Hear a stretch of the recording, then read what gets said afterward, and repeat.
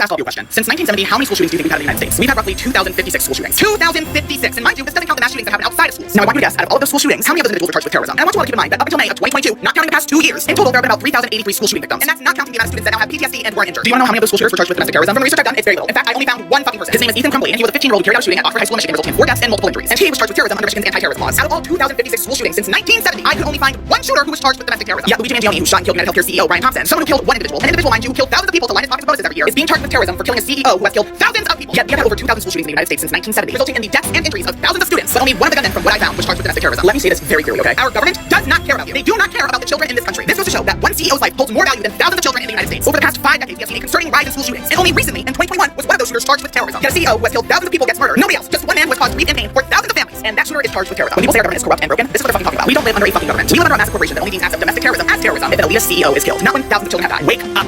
Wake up!